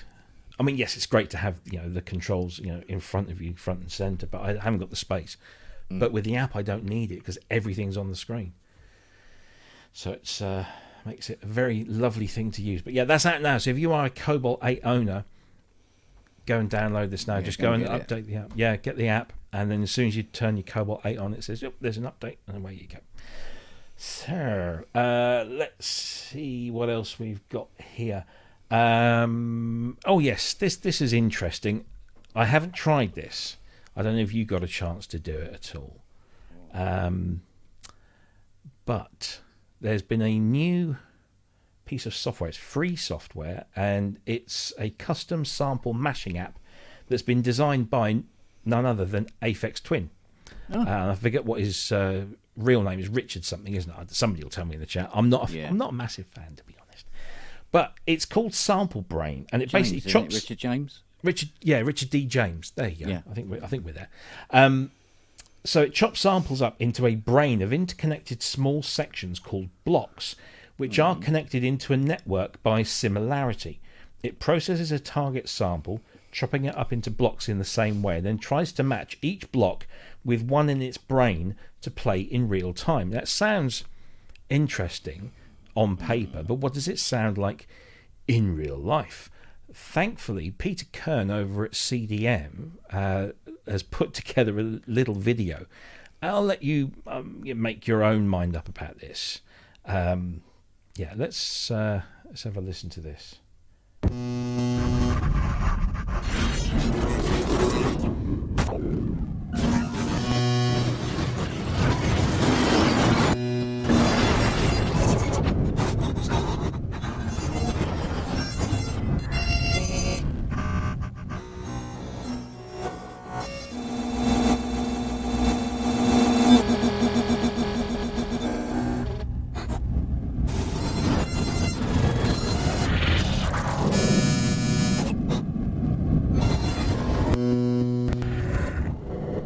Now, some people, not me, but some people would say that sounds just like a whole bunch of noise. What do you reckon? I reckon that sounds exactly the same as when you tip a pint of water into a memory mode while it's still on. Yeah, it's obviously less destructive, this. And quicker to do. Yeah. I mean, look, I can't say I'm a massive fan of Aphex, but it just doesn't compute for me. It doesn't really do much. But I know that you're either into it or you're not. Yeah, and I'm just not. And shoot me. I really don't get it. However, a lot of people do, and this I think would be really interesting for lots of people to play around with. It's available on the Then Try This website. It's completely free of charge. It's on GitHub. And it's a really simple. I'm not entirely keen on the Comic Sans text on here, but yeah, it's this little thing, and it runs on I think Windows and macOS, including there is an M1 version as well. But I suppose you get out of it what you put into it, and and there's this kind of this graphical sketch here of it's like looking for bits of samples that match other samples, and it's interesting, but I don't entirely think. I don't know how much is going to be made with this. I'm not sure we're going to hear any of this in popular music channels. Maybe we are not the people to review this. Maybe not. I haven't got enough black eyeliner on. You could be right to review this. But you might, as Bob said earlier on, your mileage may vary. You might get some really cool stuff out of this. You never know. You never know. It might just be that you have to go through lots of really awful stuff to get to something cool. But I'm sure there are very clever people out there that will be able to get stuff from this and then use it in a really creative and unique way. And that's the one thing that you can say about Richard James, is he's unique. You certainly can't say, oh, he's too much like so-and-so. He does his own thing, and he's certainly done well from it. But you can get this from thentrythis.org, and the links are all there to go and download. There are different versions for different platforms. Have a go, see what you think, and if you don't like it, you've not lost anything, as is the case with all of this lovely free stuff. Okay, so we haven't heard from them in a long time, and then just the other day they appeared on our radar again. I'm going to use the wonderful Gear News and our friend Robin Vincent, his article that he put up just the other day. So Behringer have now announced Victor, which takes their Pro VS Vector engine, which, if you remember back in that kind of glut of stuff last year, they said they were going to do this little Pro VS thing in a little, like a tabletop handheld kind of thing, really. But they've taken that and they've now squeezed it into a Eurorack module. So now you'll get that kind of Prophet VS type stuff in your Eurorack. Of course, again, it comes with the typical caveat that we'll be making this once we get the chips and stuff. I've never played a Prophet VS apart from software versions. You're probably more well versed. Is this something that you think would fit well in a Eurorack situation? Yeah, I don't see why not. I mean, the good thing about Eurorack is just the way you can use it in a completely different way, because you can patch it into so many other different things. Yeah. Which you can't do with the VS. You're pretty much stuck with whatever's in it. So, yeah. It's got a big knob. Well, there you go. Sold, mate. There you go. It looks like a PlayStation joystick, that, doesn't it? I'm pretty sure it is, or something very similar. So to it. Is that's like a mono voice, or is it capable of polyphony in some way or other? They don't say. They say that they've just basically squeezed that engine into a Eurorack board. It's probably not. And that's it. Mono engine, isn't it? Yeah. But I think it's the same form factor as their Brains unit, with that little display in the middle there. But no, there's not much else to really go on there. But it has been rather quiet on the Behringer front, which I guess is just a sign of the times. Yeah. So what's that one? £6? I don't know. What they said they've not released any prices. They don't do normal announcements or anything like this. It's all just like throw a picture up on the Facebook. But it's always surprising. I'd imagine this is going to be like 99. Yeah, something like that. Yeah, something like that. Yeah, and again, I'm probably not the right people to talk about Eurorack modules, but there you go. So if you want to read more about that, then gearnews.com have got an article on that, and of course you can go to the Behringer Facebook page where they posted something there. I think the best thing, and Manny's just reminded of me, is what's the vector, Victor? We have clearance, Clarence. So yeah, I wonder if that fed into their naming conventions of this one. Good shout there, Manny. So yeah, Behringer Victor is a Pro VS Vector engine. Watch this space; it'll be here at some point, or maybe it won't. Who knows? Yeah, let's do this one. So a bunch of very, very generous people have donated a whole pile of gear and equipment to the Bob Moog Foundation. And now the Moogseum has its own Reverb store where they're selling these products that have been donated. There's 24 items in there at the moment, and they're going to sell those. And of course, the funds all go back into the Bob Moog Foundation, which is a great foundation to support. So if you're looking for anything here, I don't know. I mean, some of the prices here seem pretty reasonable. Obviously, they're converted from US into UK here, so that's why you've got some really odd things here. But you've got modern stuff from some Roland boutique stuff there, and there's some IK Multimedia stuff in there as well. But there's also a Korg DS8. There's a Korg ARP Odyssey full size. DW8000. There's some pedals in there. So I guess they'll be adding to it as they go on. But if you are looking for another way of supporting the wonderful Bob Moog Foundation, and you're looking for a bit of gear, combine both efforts, and there you go. Reverb.com, the official Moogseum Reverb shop. Of course, links to all the things that we talk about will be in the description below, usually around 48 hours after the show goes out, because when I finish tonight, I just go and put my feet up, and then tomorrow I'm going shopping for a new mattress for my bed, so it won't get done until after that. Rock and roll. In it, yeah. Lifestyles of the rich and famous. Yeah. It's been a fairly slow news week, really, but again, I don't have any skin in this game, and I don't think you do either, but I do know our friend Jim Glue, who I know was in the chat, but I think did he go to Blackpool? Isn't there an EMOM in Blackpool? Is that today or tomorrow? I can't remember. He's probably going to get a mattress. Oh, he's probably going to, yeah. Rock and roll, mate. Indeed, yeah. It's what all synthesizer players do nowadays.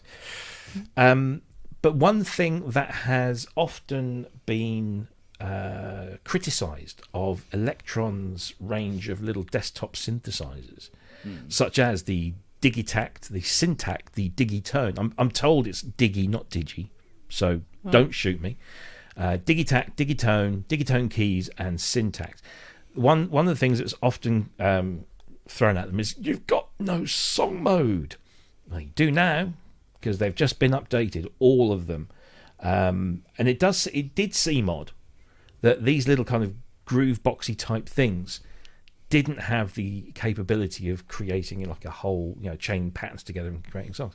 And they got quite slated for it, from what I hear. Again, so I have no skin in this game. So, but Elektron users rejoice, because they have released updates to all 4 of those instruments. I'm not going to say them again. You can see them there on screen. So if you are one of these users, you can now avail yourself of song mode. And I'm told that people that have got these really sing their praises. I know that Jim absolutely loves his, and in fact a lot of his EMOM stuff revolves around at least 2 of these devices. Have you ever tried any of these? I've not. No. Again, wrong show to be talking about this stuff on, isn't it?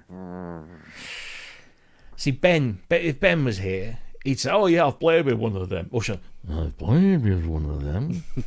I broke it, yeah, I downloaded it, but I didn't use it. I love Ben. I love his voice. I could listen to Ben talk for hours. He's got such a lovely, soft. Bless him. I hope he's having a good time tonight. Anyway, Elektronauts is the website, elektronauts.com. And you can update the firmware to all of those machines via your usual methods, and you now get a song mode, so you can complete whole masterpieces on these instruments. So there you go.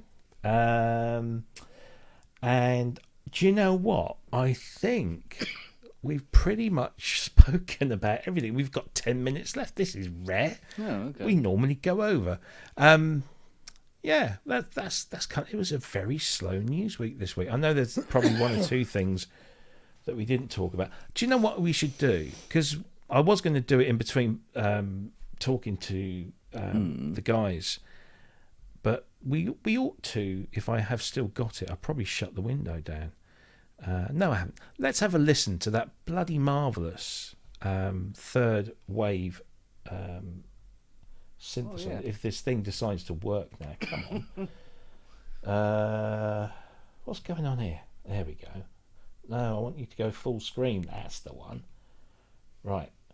Now, why aren't you going full screen? I think I'm going to make this work.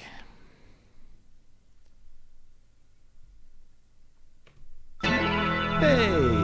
Have a listen to this. If you haven't heard it, this is the third wave.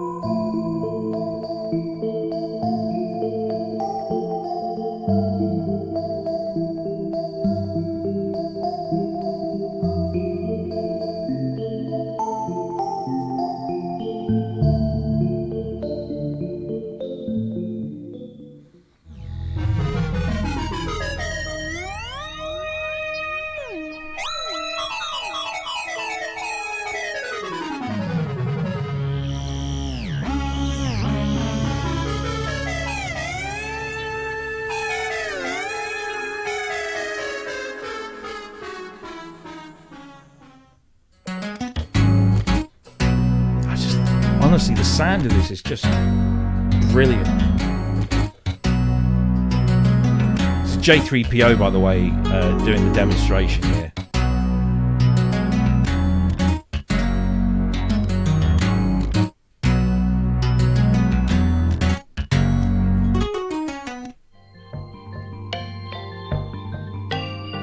But yeah, I mean, it just sounds incredible. It really does. I'm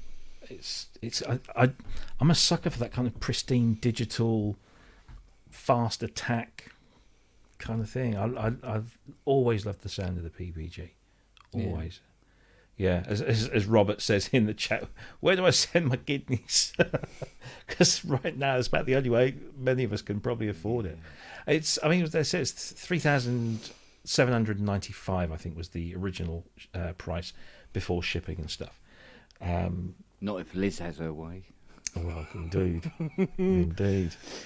Don't talk to me about bloody customs duties this week. I don't know if Dina is still in the chat, but oh my word, it's just. I'm not going to do it. I'm not going to get on my soapbox. There is, however, some news has just come in, and I've got nothing to throw on the screen at the moment. But you know, Acoustic Samples, who you downloaded their C7 Grand just last night. Oh yeah. On my recommendation, they did this thing called V-horns, and it was basically trumpets and samples for the UVI platform. Yeah. They've now just released V-horn saxophones, so you now got 4 different types of saxophone. You've got a baritone, a tenor, a soprano, and an alto, all in this package for a mere introductory price of €149 or $179. There's a sign of the times. Yeah. But yeah, that's just come out. So if you want to use those, you don't have to buy anything else to play them with, because they'll work on the free UVI workstation. But they're great. They're a really good sample company, Acoustic Samples. So we'll talk about them next week in a bit more detail, because that literally just came in. I also want to give a shout out to my friend Rod Mitchell. I know he's not going to be able to comment in the chat because he sent me an email saying he couldn't get in. But he's been trying to log in and say hi. So, Rod, if you're watching, hello. And I hope you enjoyed the show so far. And if not, you'll enjoy it and catch up, I'm sure. Let's see if there's any other breaking news come in. I don't think so. It's all fairly boring. Somebody trying to sell me posture stuff, which I do need. Duran Duran vinyl reissues. That's about it, really. Not a lot. What's come over your workbench? Hey, apart from Fiona, what's anything interesting last week? No. Funnily enough, no, there hasn't been anything particular. Yeah, it's sort of like, the bread and butter stuff. Yeah, I tell you what, I do have an interesting fact about Native Instruments Complete 14. Oh yes. Yeah, interesting little fact I heard. If you played 10 sounds every day from this new update, it'd take you over 38 years to hear all the sounds. 10 sounds a day. Wow. Is that? Did you just sit there and work that out? No, I haven't got that. I haven't got that kind of maths. That was a marketing blurb, was it? No, I can't remember where I heard it now. I'll tell you. You know, Mr. Mitchellmore. Oh yes, Guy. Yeah. Yes. Yeah, I think it was on one of his videos. Oh, he sat down and worked it out. Apparently. So it's some stunning libraries in it. I was just, as I said before we came on air, because you is it still downloading, by the way? Oh god, yeah, it's a terabyte. It was just odd that they announced it and released it without Contact 7, saying it was going to come like a month later. I just thought it's a strange thing to do. Why didn't they just wait a month? Well, the new Contact that's in it is, I understand, almost exactly the same as the 7. Oh, okay. It's just the 7's going to have the more towards the M1 support. I think. I think that's what it's about. Right. But the actual changes, most of the changes I've made to the player itself, which is significant, by the way. Okay. I've just fired up my native access application to see, because I'm a paid up Contact 6. I don't have complete. I don't have that kind of money. It says I've got available updates, and Contact isn't one of them. See, I think if you've got at least Contact. Contact 7 player is available. 8. If you've got Contact 8, I think it works out about 359 quid to upgrade. Right. But of course, Flash Pants here saw the collector's edition, which is 1,600 quid, and I went, well, yeah, but it's a collector's. You've got to keep up with the ties, right? So I clicked on it, and it goes, that's 529 quid. I'm going, oh, go on then. She'll kill me, but do you know what I mean? You only live once, don't you? You only live once. Well, that's odd, because I've got Contact 7 player as an available thing in my What's-It. Contact is still at 671. Maybe if I go on the website, they'll have a deal for me on that. I don't know. Every time I looked at Complete, it was like I could maybe use 3, 4, maybe 5 things that were in there, and like everything else seemed a little bit superfluous. I know what you mean, but there is now, because they had the factory library that you get with Contact. Well, it's now Factory Library 2, which is stonking. There are libraries in there where when you buy third-party sample libraries from companies, they cost like 500-600 quid a shot, sort of thing. Yeah, is in this library. These type of really high-quality libraries in there. Never mind all the other libraries that come with it as well. Yeah.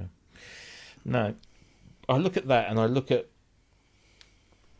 V Collection, let's say, and I think I could use everything in V Collection. Everything in there really interests me, and I will go through and play with each one of those. And I look at Complete, and I think, maybe there's half a dozen things, if that I kind of be interested in. Everything else seems a little superfluous. Yeah, no, I agree with you. There is a kind of a score leaning. Yeah. With Complete. So if you're into TV and film kind of like music or whatever, along those kind of lines. Although there's a lot of sense in there. But I know what you mean. Yeah. Can you hear that? That rain. That's rain. Properly coming down. Oh, sorry, I just turned my microphone. Yeah. Sample it. Because we got a conservatory out the back end, plastic roof, it's a horrible, cheap thing. But oh my god, it makes a racket. It's cold here today. Yeah, it was a bit chilly. Yeah, the wife has actually lit the first fire of the season. Because we had the chimney sweep over as well today. Even the 80 hasn't managed to warm up the room very much. No. This I don't. I normally have my radiator off even in winter in here because all of this stuff just Yeah. Let's talk about Synthfest while we're here because we've just hit the 9 o'clock mark, so we'll be going in just a moment. But Synthfest UK is back. Last time it was on was 2019. So here we are, 2022. It's back. Not even a rail strike, hopefully, will affect it.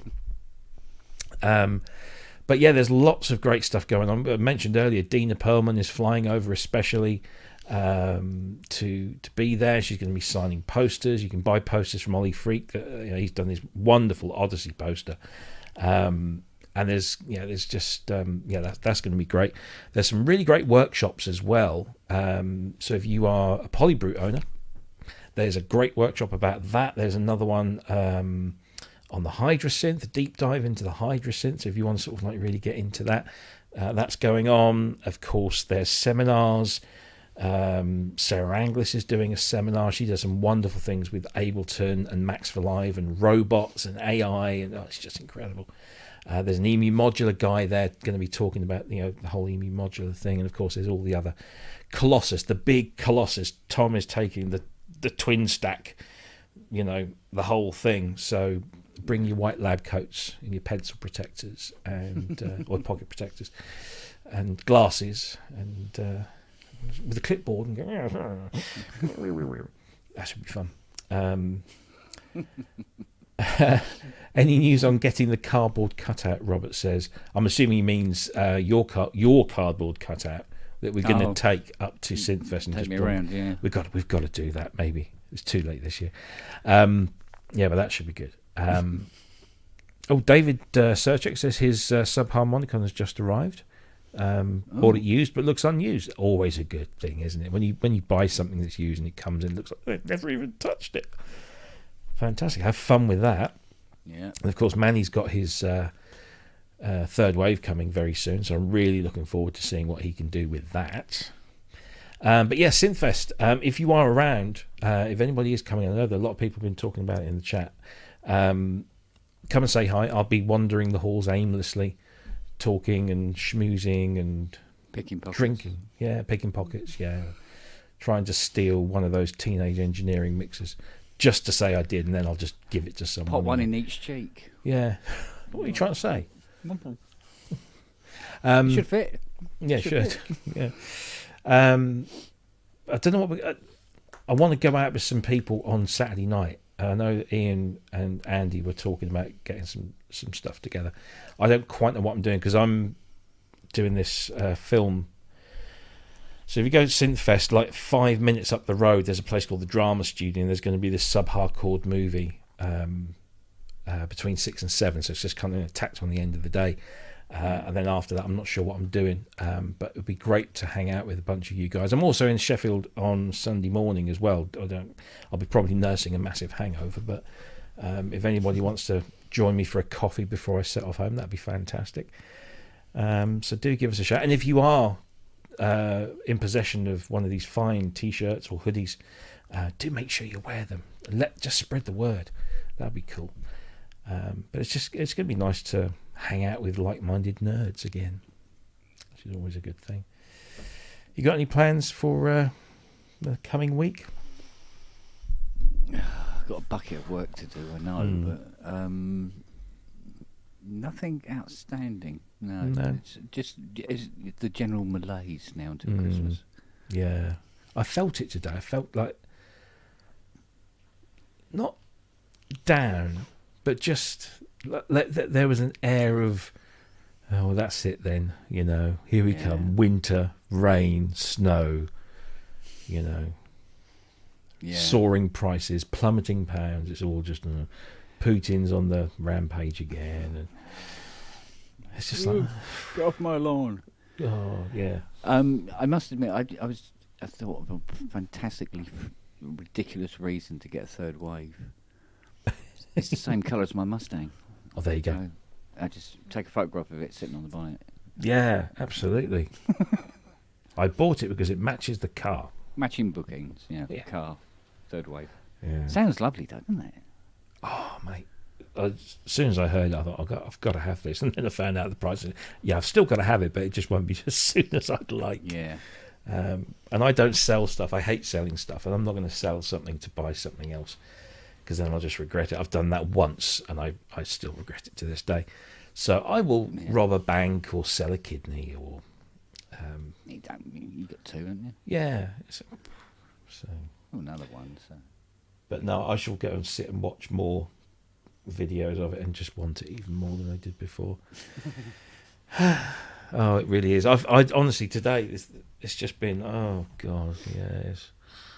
But I'm looking forward to next week. I really am. Got a new bag and everything. Got a backpack Ooh. to carry all my stuff around in. Because I've got a propeller head, like a laptop bag, but you sling it over your shoulder like a satchel type thing. Yeah. And it's just you can't put too much into it, and it's just a pain because it keeps flapping around. So I think, have a backpack. Be like, what was that kids program with a backpack? Is that Dora the Explorer? Dora the Explorer, yeah. That's it. Yeah. Apparently. Yeah. Yeah. How would you know? Scott, because when he was, I brought him up practically. Yeah. He used to watch that and Scooby Doo and all the rest of it. So I introduced him to Thunderbirds. It's a bit before your time, mate. It'd be like this. Yeah, absolutely. I love it. Yeah. Wagyu says, wear a TX7 as a cyborg style chest plate. Indeed. Well, I think that's a show right there. What a great first half with the guys from I was going to say Third Wave, but it's from Groove Synthesis. Really fascinating to hear about the whole kind of development of that and what went into it. And I wish them all the luck in the world with that, because they deserve it. And hopefully, as I say, if Manny is still around, if you want to do a special, let me know. Once you've got your head around it, we'll do one of those, because that'd be really cool. Love to know what he does with that. But if you want to check out anything we've spoken about today, then the links will be down below in the description within about 48 hours. And of course, like, comment, subscribe, share, all of that stuff. If you can do that, that'd be fantastic. Don't forget, if you don't already, and we have new members join daily, you can join us at our Facebook page, and just go to Facebook and look for ProSynth Network. There are actually two ProSynth Network pages. One is the group page, and the other one is the show page. And the show page is just where we stream this to every week, and it sets up an event so you can sort of get reminders and stuff. But the group page is where it all goes down, where all the fun stuff happens. So do come along there. All you got to do when you join it, you just answer 3 very simple questions to prove that you are human, or certainly sentient, and you can join the page from there. Of course, if you want merchandise like these fine articles that we are wearing for you, vipergraphics.co.uk. Yeah, they are toasty. They're really well made as well, those, aren't they? And hopefully Ben will be here next week. I won't be, so I don't quite know how the show's going to shape up, whether we're going to get some guests on, but I won't be. I will be in Sheffield, and unfortunately the times that I'm walking around when everyone's loading in don't coincide with the shows. The actual, this show, so I can't do any live feeds back to it, but I'm going to see if I can maybe grab 2 or 3 little chats with people, and then, like, if the 5G signal's good enough, I'll zap them over to you and Ben, and then you can throw them up in the show if you want. But until next week, thank you ever so much for watching. If you're watching on catch up, thanks for coming back. Really appreciate that. And we will see you same time, same place next week. And don't forget that coming up over the next few weeks, we have some really great guests. We've got GPU audio guys coming in week after next, and they're developing this wonderful technology that uses GPU processing to give much more power to your plugins. We've got Marcus Ryle coming on November 11th. I believe he's on Jamie's show this week as well. But Marcus is going to be joining us on November 11th to tell us all things Oberheim. We've got Dave Gamson December 2nd, and we're working on a few other people to squeeze in between then and Christmas. And don't forget, at the beginning of this year, we did a show where we made some predictions. We had Mike Metley on, and we made some predictions about what would happen in 2022 in the world of music technology. We will be doing the opposite of that to see if we were right or completely wrong, probably, towards the end of December. So, the Christmas New Year show will be one of those. So look out for that. But in the meantime, have a wonderful week. Have a brilliant weekend. Hope it's safe. Everyone that's going up to Synthfest, hopefully I will see you there. Please do come and say hello. Oh, very quickly before we go, Tau Sophie Music, is that how it's pronounced?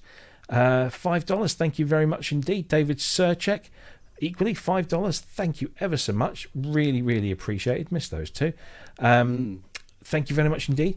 And yeah, if you are at Synthfest next week, do come and say hi. And